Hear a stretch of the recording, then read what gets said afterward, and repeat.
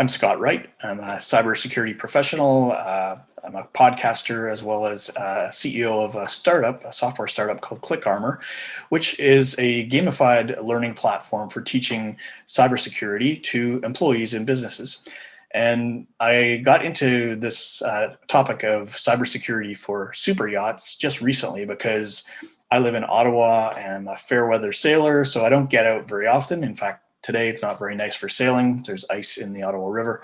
But I kind of tend to live vicariously through some really interesting video bloggers. There's eSysman, SuperYachts, and Super Yacht Captain. Just find them really interesting and well done videos. So recently they've been on a couple of topics that are close to what I'm concerned about in terms of cybersecurity. So I wanted to create this video on fairly short notice with not a lot of research, but I think there's some interesting topics to perhaps supplement what these gentlemen are posting about. So my view is that because the maritime industry in general seems to have sort of lagged behind the rest of the world, especially financial and healthcare systems are all really well protected now against cyber attacks, although you still see breaches there. It's only been recently that the International Maritime Organization has adopted a real formal code for protecting vessels against cybersecurity. And what's interesting is it came into effect, I think, in a mandatory sense in January 2021.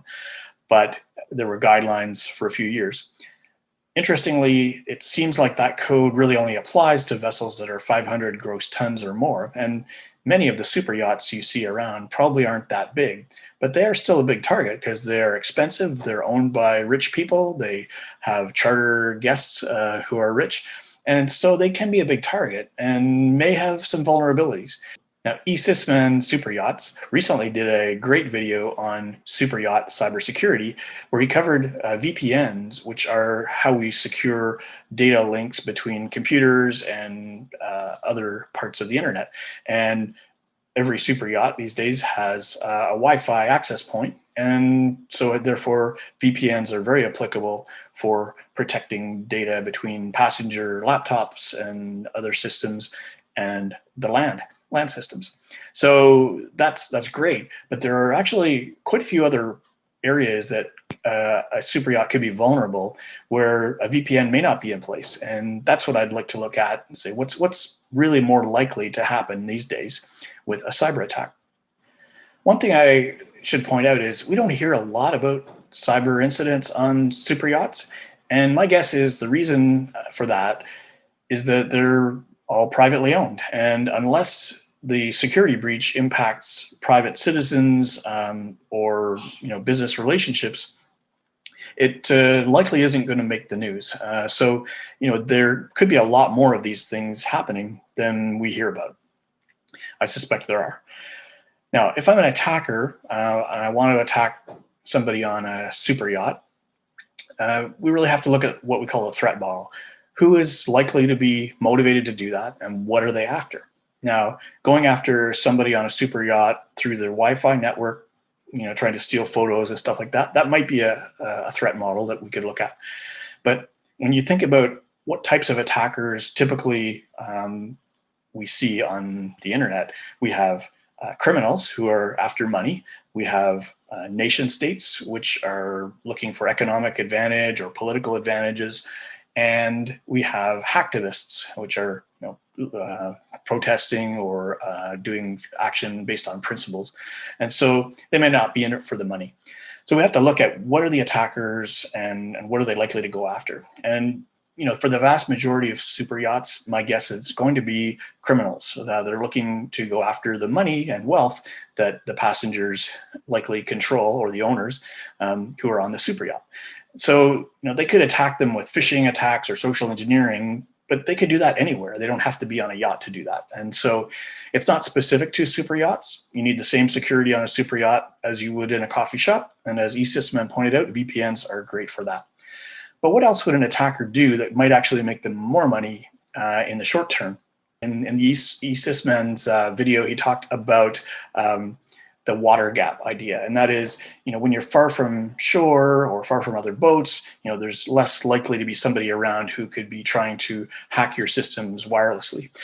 That might be true, but it's not necessarily the easiest way an attacker would try to get onto a super yacht. Almost every super yacht uses something now, apparently I just learned this, called a very small aperture terminal, or a VSAT. And that's the main data link between a yacht and the rest of the world. And it happens to go through satellites. So it doesn't matter whether you're in port or near other boats, it's almost always connected. It's more or less like being at home and having your home router. There is one difference, though, that historically has been true, and maybe not as bad as we go forward with newer versions of these VSAT terminals. But for many years, there was really no inherited or inherent security within the VSAT terminals themselves. And what's interesting about that is there are tools on the internet. One of them is called Showdown, which is basically Google for devices. Instead of searching for web pages that have content you might want to see or videos you want to watch, it's looking and indexing every device on the internet and understands a little bit about each device. And so you can do a search in Showdown to locate specific types of devices that have been indexed. And today I went on Showdown and I did a search for VSAT and looking for any VSAT devices that were directly addressable from the internet. And there were over 4,000 of them found just from a simple search. It doesn't mean every one of them is on a super yacht. It doesn't mean that every one of them is vulnerable or hasn't been secured behind that connection.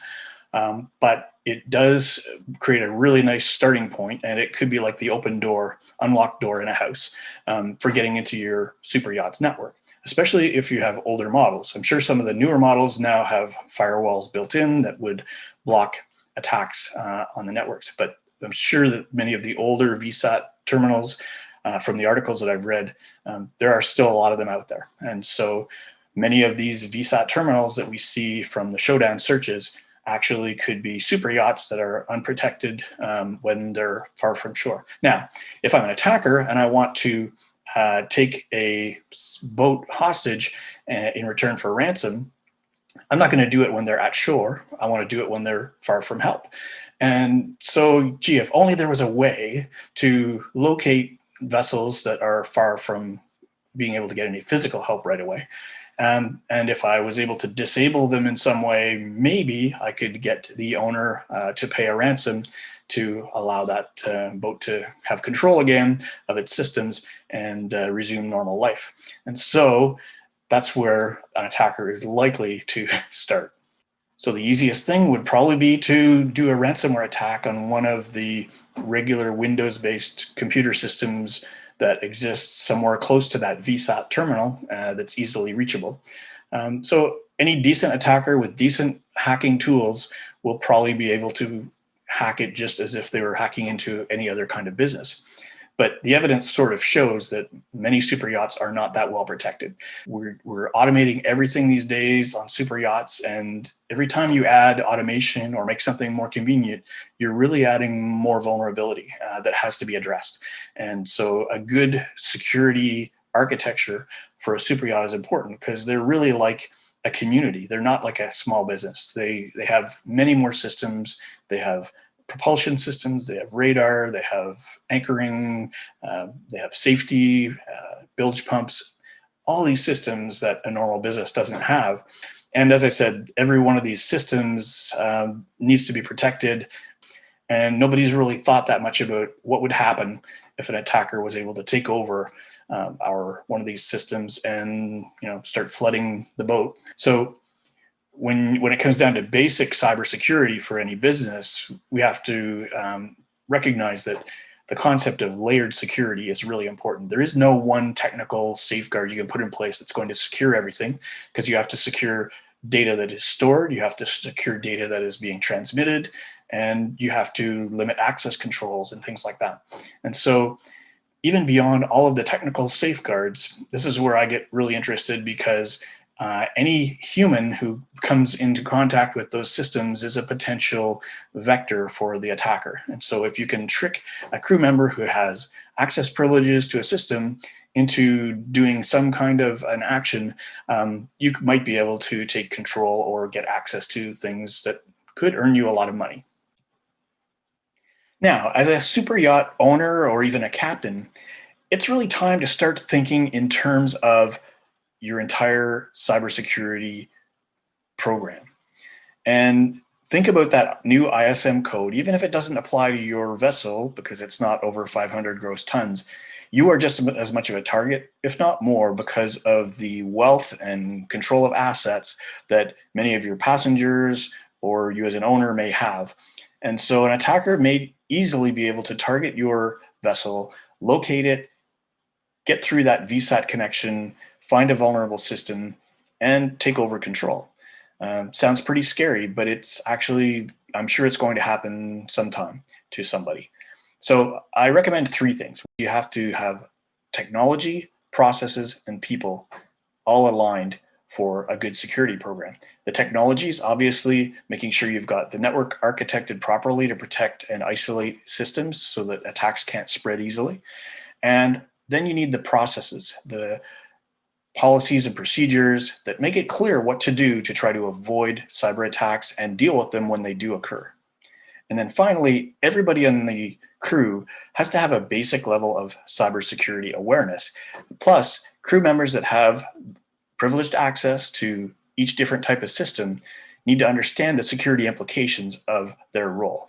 So there's actually a lot to do here with respect to the people, and we haven't really talked that much about it before. So that's where ClickArmor comes in. I'm going to tell you a little bit about ClickArmor. It is, as I said before, a gamified learning platform for teaching groups of people, employees, teams, etc., on cybersecurity concepts in a fun way, because nobody really likes to take awareness training or compliance training. They find it too vague, too technical, either they don't feel they need it for their job, or it wasn't why they were hired, they don't have time for it, all kinds of excuses I've heard. So that's why we built ClickArmor to be gamified. Everything that you do within the lessons and exercises is enjoyable, fun, and you learn something with every click. So I encourage you, if you're interested in learning more about how we're dealing with cybersecurity awareness as a problem that has yet to be solved, please reach out, and look forward to speaking with you. I hope you liked this video. If you did find it useful, please do, as everyone says, like, share, subscribe, and put comments down. I'd like to hear if this was useful to you, if you'd like to hear more of this kind of thing. So wherever you are, on land, at home, in the water, in the air, do stay cyber safe. Talk to you next time.